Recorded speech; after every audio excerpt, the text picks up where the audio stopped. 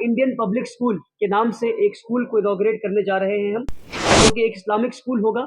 और Indian public school भी है, इस्लामिक स्कूल भी है, यानी कि इस्लामिक प्रिंसिपल और एथिक्स और इथॉस को मेंटेन करते हुए हम यहाँ पे हर मज़हब के बच्चों को पढ़ाएंगे, खासकर माइनॉरिटी के बच्चों को पढ़ाएंगे। और हम ये कोशिश करेंगे कि बच्चे एक अच्छे मुसलमान, अच्छे हिंदुस्तानी और अच्छे नागरिक और एक अच्छे ग्लोबल सिटीजन बन के यहाँ से निकलें, ताकि ये एक ब्रीफ। और हम लोग जो है क्लास 1 से लेकर क्लास 8 तक हम लोग अभी शुरू कर रहे हैं, और हर साल उसके बाद ग्रेजुअली हम लोग एक एक क्लास बढ़ाते जाएंगे, देंगे इंशाल्लाह वो पैसे में कि रिक्शा वाले के बच्चा भी और एक बिजनेसमैन का बच्चा भी हमारे स्कूल में आकर एक ही फीस देकर एक ही क्लासरूम में बैठकर एक ही किताब से तालीम हासिल कर सके इंशाल्लाह। और मेरी दाई तरफ जनाब मुजीब अली साहब हैं, जो कि झारखंड के हैं, और मेरे साथ डॉक्टर सईद हैं और डीआईजी नौशाद। और मेरी दाई तरफ जनाब मुजीब अली साहब हैं, जो कि झारखंड के हैं, और मेरे साथ डॉक्टर सईद हैं और डीआईजी नौशाद साहब हैं और आदिल अजीज सिद्दीकी साहब हैं। और आज हम सभी लोग इसलिए जमा हुए हैं ताकि आप लोगों को बता सकें कि आज हम लोग एक बड़ा कदम लेने जा रहे हैं। और सबसे पहले तो मैं आप सभी लोगों का शुक्रगुजार हूँ कि आप सब हमारी दावत पे और मुजीब अली साहब की दावत पे रांची के चंदवे आप लोगों ने गांव में तशरीफ़ लाया। आप सबों को बताता हूँ मैं बहुत ही बेहद खुशी के साथ ये कि उम्मीद ग्लोबल स्कूल जो कलकत्ते में है, उम्मीद ग्लोबल स्कूल को आज ना सिर्फ कलकत्ते में, ना सिर्फ हिंदुस्तान में, बल्कि ग्लोबली पूरे विश्व में, पूरी दुनिया में लोग जानते हैं कि उम्मीद ग्लोबल स्कूल का क्या मसरफ है और क्या काम करना चाहते हैं। पर उम्मीद ग्लोबल स्कूल इतना बड़ा स्कूल नहीं है कि सारे दुनिया के बच्चों को और सारे हिंदुस्तान के बच्चों को पढ़ा सके। उम्मीद ग्लोबल स्कूल से बेहतर स्कूल, उससे उसके जैसा स्कूल या उससे बेहतर स्कूल पूरे हिंदुस्तान में कायम करना हम सब की जिम्मेदारी है। जब हमने ये प्रेस कॉन्फ्रेंस में कहा तो जनाब मुजीब अली साहब ने और इनके तरह कई लोगों ने, बल्कि 100 से ज़्यादा लोगों ने कलकत्ता तशरीफ़ लाया और कहा हमें भी स्कूल खोलना है। पर मुजीब अली साहब के साथ हमारा दिल जुड़ गया और इनकी बातों में मुझे एक खास किस्म का भोलापन दिखा और दिखा कि सच्चाई दिखी मुझे कि ये सच में, और दर्द दिखा मेरे इनके दिल में मुझे कि इन्हें सच में मुझे इनके अंदर वो दर्द दिखा कि हाँ, कौम के लिए और इस मुल्क के गरीब बच्चों के लिए और मुसलमान बच्चों के लिए और हर मज़हब के बच्चों के लिए ये स्कूल खोलना चाहते हैं। और इसलिए मैं आज से करीबन 6 महीने पहले चंदवे आया और ज़मीन देखा। अल्हम्दुलिल्लाह इनके पास उस वक्त बिल्डिंग के कंस्ट्रक्शन का काम चल रहा था। ये खुद कंस्ट्रक्शन लाइन के आदमी हैं, तो उन्होंने बहुत ही तेज़ी में कंस्ट्रक्शन को काम किया और आज इंडियन पब्लिक स्कूल के नाम से एक स्कूल को इनॉग्रेट करने जा रहे हैं हम, जो कि एक इस्लामिक स्कूल होगा। और इंडियन पब्लिक स्कूल भी है, इस्लामिक स्कूल भी है, यानी कि इस्लामिक प्रिंसिपल और एथिक्स और इथॉस को मेंटेन करते हुए हम यहाँ पे हर मज़हब के बच्चों को पढ़ाएंगे, खासकर माइनॉरिटी के बच्चों को पढ़ाएंगे। और हम ये कोशिश करेंगे कि बच्चे एक अच्छे मुसलमान, अच्छे हिंदुस्तानी और अच्छे नागरिक और एक अच्छे ग्लोबल सिटीजन बन के यहाँ से निकलें, ताकि इस मुल्क की और दुनिया की और हर पूरी मानवता और इंसानियत की खिदमत कर सकें इंशाअल्लाह। हम लोग एक स्टेप आगे जाकर बात करते हैं, और बल्कि वक्त की कमी की वजह से हम हर इंसान को ये मौका मिलता कि सब लोग अपनी अपनी तरफ से बताएं कि हम क्या क्या करने वाले हैं। हर स्कूल अलग अलग बातें करता है, हमारा स्कूल और हमारा कॉन्सेप्ट ये है, और जनाब मुजीब अली साहब के विजन के साथ हमारा विजन जो है रेजोनेट कर गया। और विजन ये है कि हम किस तरह से लीडर्स बना सकें। आज लोगों के पास और कम्युनिटीज के पास लीडर्स नहीं है। लीडर्स वो होते हैं जो दूसरों के बारे में सोचते हैं, जो ड्रीम्स नहीं देखते। ड्रीम्स वो होते हैं जो खुद के लिए देखे जाते हैं। लीडर्स के पास विजन होता है। विजन वो होता है जो आप दूसरों के लिए देखते हैं। हम यहाँ से एक ऐसी नस्ल तैयार करना चाहते हैं जो इस मुल्क को एक बेहतर मुस्तकबिल दे सके इंशाअल्लाह। ये एक ब्रीफ। और हम लोग जो है क्लास 1 से लेकर क्लास 8 तक हम लोग अभी शुरू कर रहे हैं, और हर साल उसके बाद ग्रेजुअली हम लोग एक एक क्लास बढ़ाते जाएंगे। हमारी कोशिश ये भी है कि हम लोग जो है बहुत जल्द बोर्डिंग और हॉस्टल सेटअप शुरू कर दें। और हमारी कोशिश, अच्छी बात यह है कि हम लोग कॉस्ट टू कॉस्ट में ही बच्चों को पढ़ाने की कोशिश कर रहे हैं, बल्कि उससे कम ही ले रहे हैं। और कई सारे गरीब बच्चे हैं जिनको हम लोग यतीम और गरीब बच्चे, मिस्किन बच्चे, जिनको हम लोग फ्री ऑफ कॉस्ट तालीम भी हम लोग उनको देंगे। मगर जो बच्चे पैसे दे सकते हैं, क्योंकि स्कूल को सस्टेन करना है और ऐसे कई सारे स्कूल खुलने हैं, तो हम लोग कोशिश करेंगे। और हमारी नीयत भी ये है कि कॉस्ट टू कॉस्ट में और कम से कम पैसों में हम अच्छे से अच्छी तालीम दे सके। वो तालीम जो झारखंड के बड़े से बड़े स्कूल में दी जा रही है। मैं नाम लेना नहीं चाहता किसी स्कूल का, आप किसी भी स्कूल का, जब मैं बड़ा स्कूल कहता हूँ, जो स्कूल का नाम आपके दिमाग में आता है, उससे बेहतर तालीम हम कम से कम पैसे में देंगे इंशाल्लाह। वो पैसे में कि रिक्शा वाले के बच्चा भी और एक बिजनेसमैन का बच्चा भी हमारे स्कूल में आकर एक ही फीस देकर, एक ही क्लासरूम में बैठकर, एक ही किताब से तालीम हासिल कर सके इंशाअल्लाह। हम लोग सीबीएसई करिकुलम फॉलो कर रहे हैं और सीबीएसई करिकुलम के साथ स्टेम करिकुलम हमारे पास होगा। आज के ज़माने में एडुकेशन जिस तरह से टेक्नोलॉजी का दौर है और जिस तरह से इनोवेशन की तरफ हम लोग जा रहे हैं, इन्हें स्टेम लर्निंग जिस स्कूल में ना हो, उस स्कूल के बच्चे दुनिया की रेस से पीछे रह जाएंगे। अभी स्टेम क्या है? स्टेम है साइंस, टेक्नोलॉजी, इंजीनियरिंग और मैथमेटिक्स, बल्कि जिसको कई लोग अब स्ट्रीम भी कहते हैं, जिसमें आर्ट्स भी आ गया। और हम इसको मेरी पर्सनल राय ये है कि मैं उसको स्ट्रीम कहता हूँ। इसमें रिलीजन भी ऐड कर देते हैं, क्योंकि रिलीजन के बिना इंसान जो है मॉरल्स और एथिक्स के बिना रह जाएगा इंसान। तो हम सीबीएसई करिकुलम के साथ बच्चों को टेक्नोलॉजी से लैस करेंगे और साइंस, टेक्नोलॉजी, इंजीनियरिंग और मैथमेटिक्स पे हमारा स्पेसिफिक फोकस होगा इंशाल्लाह। मल्टी डायमेंशनल लर्निंग होगा, यानी कि बच्चे अगर साइंस पढ़ेंगे तो ऐसा नहीं कि 12वीं बच्चे साइंस पढ़े और उनके पास हिस्ट्री पढ़ने का मौका ना हो। बच्चे साइंस के साथ हिस्ट्री पढ़ सकेंगे, हिस्ट्री के साथ केमिस्ट्री भी पढ़ सकेंगे। और बच्चे साथ ही साथ इस्लामिक तालीम बच्चों को जो हम देंगे वो ये कि कुरान बच्चों को पढ़ाएंगे, दीनियात बच्चों को पढ़ाएंगे। और कोई नॉन मुस्लिम बच्चा अगर हमारे पास आता है, बल्कि हम चाहेंगे बच्चे आए तो उन्हें संस्कृत भी पढ़ाएंगे इंशाल्लाह।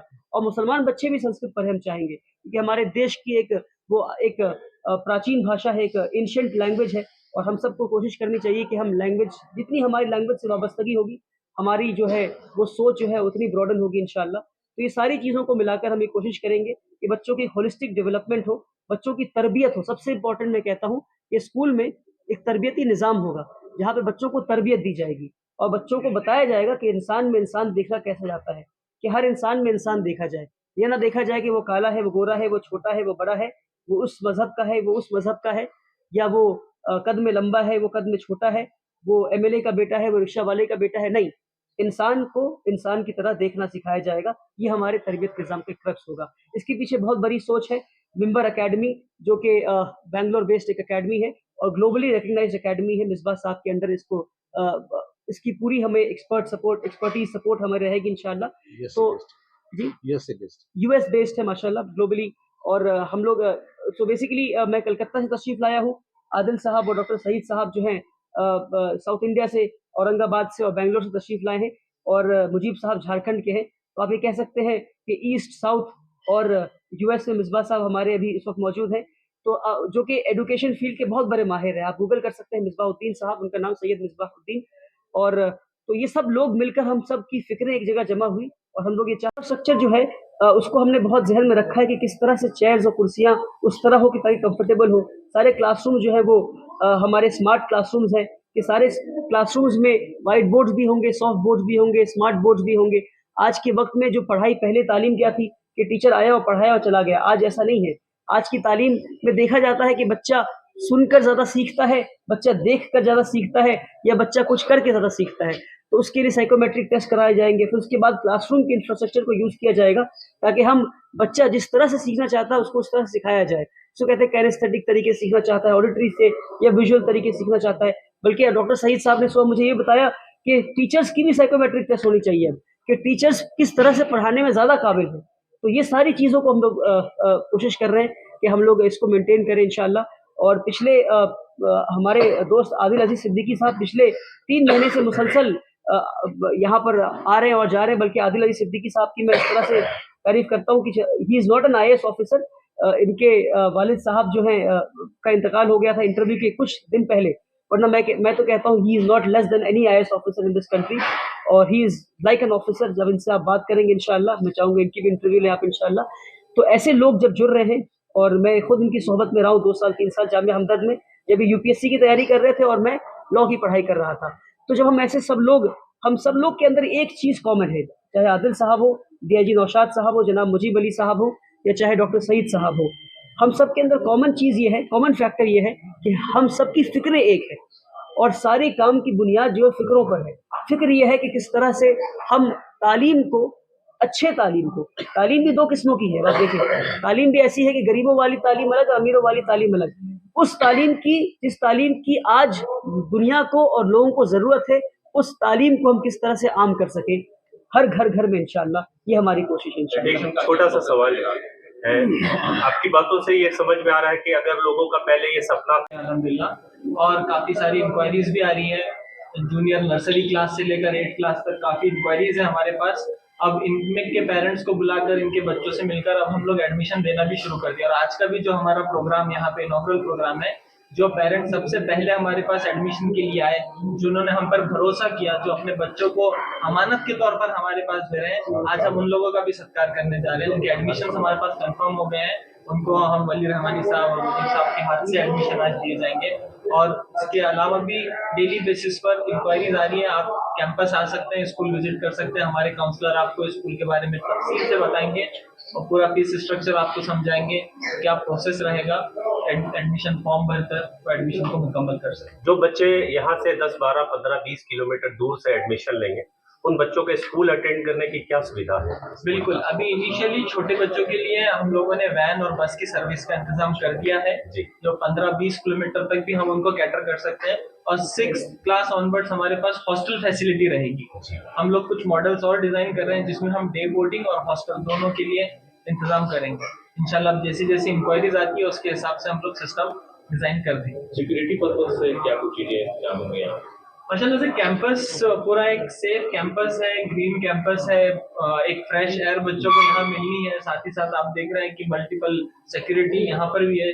पूरा कैंपस सीसीटीवी सर्वेलेंस है, यहाँ तक कि हमारी बसेस और वैन्स भी सीसीटीवी सर्वेलेंस में है, जिसमें पेरेंट्स को एक्सेस होता है कि वो अपने बच्चों को देख जीपीएस सकें। ट्रैकिंग भी इंशाल्लाह हमारा इरादा है कि बसेस में जीपीएस ट्रैकिंग सिस्टम भी हो इंशाल्लाह, ताकि स्कूल के सिक्योरिटी डेस्क पर जो है वो हमें पता हो कि कौन सी बस किस वक्त कहाँ पर है।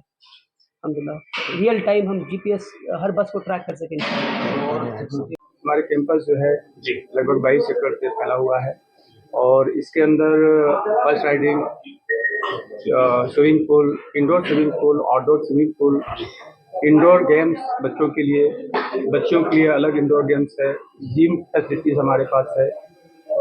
उसके अलावा फुटबॉल ग्राउंड हमारे पास है और क्रिकेट हमारा जो है अभी काफ़ी उसको बच्चे जो है चाहते हैं, क्रिकेट का भी हम लोग रखे हैं ग्राउंड। बैडमिंटन है, बास्केटबॉल है, ये सारी सुविधा हम लोग कैंपस के अंदर रख रहे हैं। कितने क्लास तक की एडमिशन हो रही है? 8 तक। एप्लीकेशन का क्या अभी तक एप्लीकेशन का सीबीएस से एफिलिएशन लेंगे हम इंशाल्लाह। लेंगे अभी प्रपोज किया प्रोसेस। मेरा एक और सवाल रह गया था कि इंसान को, बच्चों को ऑक्सीजन की कमी है, ऑक्सीजन कमी हो रही है शहरों के अंदर।